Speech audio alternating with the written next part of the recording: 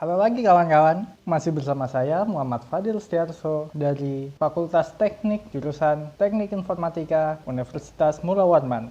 Pada video kali ini, saya akan membahas teknik fotografi berbahaya. Fotografi dapat menjadi kasus hidup atau mati. Mungkin terdengar tidak masuk akal, tetapi fotografer profesional sering berusaha keras dan membahayakan keselamatan mereka untuk mendapatkan gambar yang sempurna. Baik itu kesempatan sekali seumur hidup untuk memotret Gunung Everest atau misi untuk meliput perang Irak.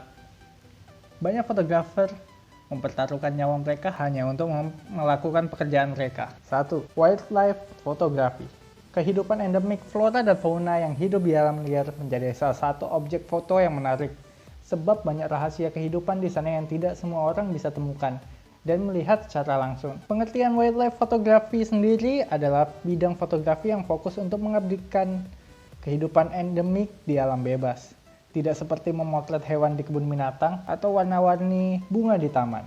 Wildlife photography menuntun fotografer tidak hanya memotret, namun juga menceritakan apa dan mengapa hewan atau tumbuhan dalam foto yang dihasilkan berperilaku seperti itu. Menjadi seorang fotografer wildlife dituntut untuk mengamati perilaku hewan dan tanaman yang ingin diburunya. Dalam berburu foto wildlife, seorang fotografer bisa menghabiskan waktu berbulan-bulan hidup di alam liar, baik itu sekedar mengamati pola perilaku target, hingga bersiap mencari posisi dan waktu terbaik untuk memotret. Selanjutnya adalah fotografer cuaca ekstrim. Bukan pemburu badai, tetapi mereka memiliki mata untuk memotret badai, tornado, badai petir, dan cuaca buruk lainnya di negara mereka yang paling rentan. Fotografer cuaca ekstrim harus mendekati badai ketika semua orang lari darinya, yang menempatkan mereka pada risiko cedera dan bahkan kematian. Selanjutnya, base jumping dan skydiving fotografi.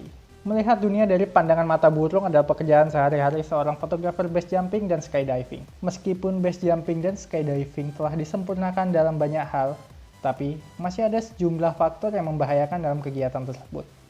Untuk setiap lompatan, para fotografer ini bertanggung jawab untuk mengambil gambar dan terkadang merekam video orang yang melompat, sambil memastikan bahwa parasut mereka terbuka dengan benar dan mereka mendarat dengan aman juga. Aerial fotografi jenis ini membutuhkan keterampilan serius dan banyak pengalaman terjun payung. Selanjutnya, fotografer perang. Secara harfiah berada di garis depan konflik dan kehidupan di daerah yang dilanda perang, dan memiliki misi paling berbahaya dari semua fotografer sejauh ini.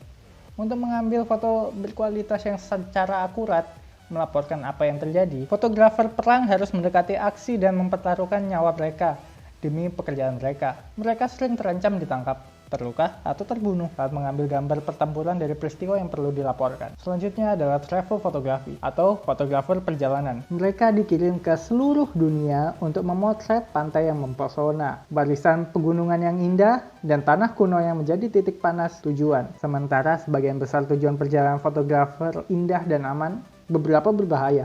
Perjalanan internasional dapat berbahaya bagi fotografi yang mengunjungi daerah yang dilanda perang dan konflik, serta tempat-tempat dengan peradaban terbatas dan sedikit pengunjung. Selanjutnya adalah underwater photography. Fotografer bawah air berusaha menyelam sangat dalam untuk mendapatkan foto dari binatang, tumbuhan, dan kehidupan laut lainnya dalam bentuk yang paling langka.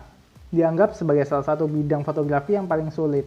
Namun menarik, fotografi bawah air harus mengatasi sejumlah tantangan dan bahaya saat scuba diving, snorkeling, dan berenang. Mereka mungkin menghadapi arus yang deras, arus pasang surut, dan jarak pandang yang buruk, yang dapat membahayakan fotografer terluka atau merusak peralatan scuba mereka. Dalam kasus yang jarang terjadi, fotografer bawah air dapat tersengat, digigit, atau terluka oleh binatang saat mengambil gambar. Yang terakhir, adventure photography. Dari arung jeram, berlayar, panjat tebing, dan berselancar, fotografi aksi atau petualangan menyenangkan dan berbahaya. Untuk mendapatkan gambar terbaik, fotografer harus seperti halnya subjek mereka.